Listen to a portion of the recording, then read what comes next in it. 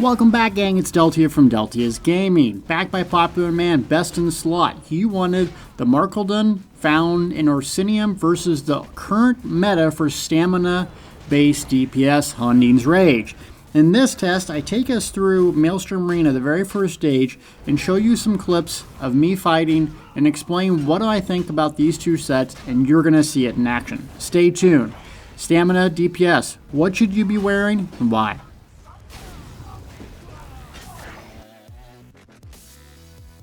First setup we're going to test is Morkuldin. What is this? It's a strong 2, 3, and a 4 piece for stamina-based DPS, with an interesting 5-piece mechanic. 10% chance when using a light or heavy attack to summon an animated weapon to attack your enemies for 15 seconds.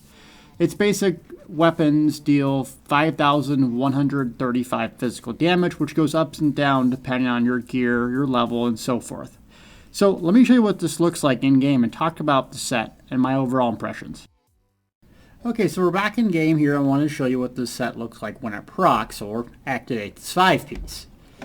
So, a couple things about it to know: that it's light or heavy. That includes medium weaves, so whether you do this, and there it procs. So right there it did a 1.8 cleave damage. Otherwise, it did a light attack for 2.6, light attack, a cleave for 2.6, light attack. So it's basically doing a light attack for about 2k every once in a while. So, does it look cool? Yes. Is it that functional? No. And here's why. So, as a Wrecking Blow spamming meatball like I am, what does Wrecking Blow give us that we want to use? Well, it gives us some power. So it can use the same effect on itself, making Wrecking Blow hit harder the next time you use it, and so on. So for instance, if you don't light attack in between a Wrecking Blow, it hits much, much harder. 15k, and I'm not buffed. 18k. See how it jumped up 3,000? That's because it got the Empower the next time I get hit. Let's try this again when we're buffed. 16.2, and don't die on me, 22.2 buffed. See how that works? My little battle axe there, Veteran Maelstrom Arena axe, glows once that's activated. So the problem with the set is when you do a Wrecking Blow, then you do a heavy or light attack in between, you pretty much just gave away your Empower. And to make this work well, you need to constantly do that over and over and over. So in Maelstrom Arena, instead of light attacking every 5 to 6 seconds to continue to proc my ultimate, I'm doing it in between. So let me show you. So I light attack here, rip off that, light attack, rip off that, light attack. See? It's a process, and you can add a couple thousand damage to your light/heavy attacks, but I don't think it's worth it to get this little fancy sword. The fancy sword is cool, and you could make a build with the Daedroth and the sword that looks really awesome. But as far as pure performance, the 5-piece I don't think is worth it, and I'll show you why here in a second. Now, the good side about this set is it's a fantastic 4-piece set. Stamina, stamina recovery, weapon damage. This goes really well with the Night Silence 4-piece. You could do a lot of different things. One Blood Spawn, one Molag Kina, and a couple other pieces to provide really, really good DPS. You could even go 4 pieces with this and 5 pieces of Hunding Rage with dual wield for an absolute fantastic build setup. So I like the set overall, that you can flex in and out a couple things, and it has a 3-piece stamina recovery. So it gives you stamina builds a little more options of combining their 3-piece sets if you need more recovery, weapon damage, and so on. So for me, I think it's the best 4-piece craftable set in the game right now. 5-piece, doesn't proc enough. Lighter heavy attacks is great, and the sword just doesn't last long enough. So 15 seconds, when I'm doing it in Veteran Maelstrom Arena, half the time I'm killing enemies within 2 seconds. The sword hasn't even arrived there. That's my main problem with it. So let's go back to old Hunding's Rage and see what this is like. Next up, we have the standard and stamina DPS, Hunding's Rage. And it's still the standard. Why? It gives you everything you need to be successful as a DPS. A lot of weapon crit, a lot of stamina, and an absolutely insane amount of weapon damage. This goes very, very well with specific classes and races.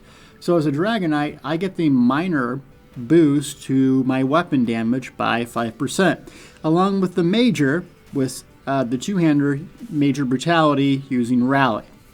That's a 25% boost on top of a 300 nearly weapon damage bonus.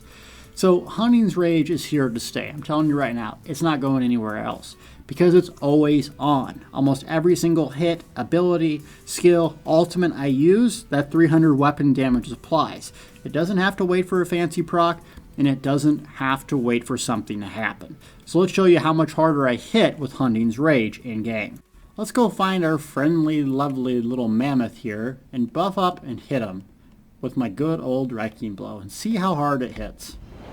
Where are you, crazy man?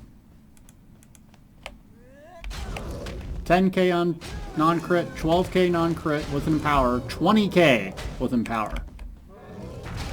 Not bad. Now 23k, why did it go up instead of going down or staying the same? Well, remember that if you put Executioner on your bar, it makes two-handed abilities do extra damage to low health targets. So when that mob was below 25% health, it did more. So don't let that skew the results for you. It just hits harder. Let's try it again over here. Remember, that's going to apply to everything. That's going to apply to our crit rush. That's going to apply to our light attack, our heavy attack, and of course, the Wrecking Blow spam that everyone loves and hates. And Executioner. And if I'm mistaken, it might even apply to our Rally self-heal. So Hunding's Rage is still the standard in DPS. Now, it doesn't have everything that you want out of every single set. The downside of Hunding's Rage is resource generation. It sucks. It has absolutely none. But you can get around this in a bunch of different ways. One, you can enchant your jewelry with recovery or reduced cost, not all weapon damage, like I have. You can also use a Mundus Stone, the Serpent Mundus Stone, in fact, to get stamina recovery. You can use different drinks and or food combination, max health and stamina recovery. That's how you get around it, essentially one way or another. What you need in any good build is a good amount of damage with weapon crit or spell crit, weapon damage and or spell damage, your max stat, so max stamina, max magic, and you need a way to survive using your resources. So however you get that. As a Dragonite, I have different ways of doing that, and every class has a specific way to do it. So for me, I build a lot of ultimate using Blood Spawn. The reason why is the Battle Roar passive that I always talk about. Battle Roar. It restores health, magic, and stamina every time I use an ultimate. So the Dragonite's keys to getting resources is building ultimate fast.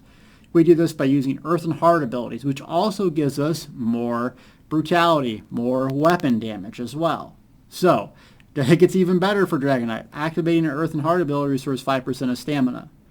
So, as a Dragonite specifically, you can get around lack of resources by using ultimates, relying on Earth and Heart, and essentially trading magic for stamina.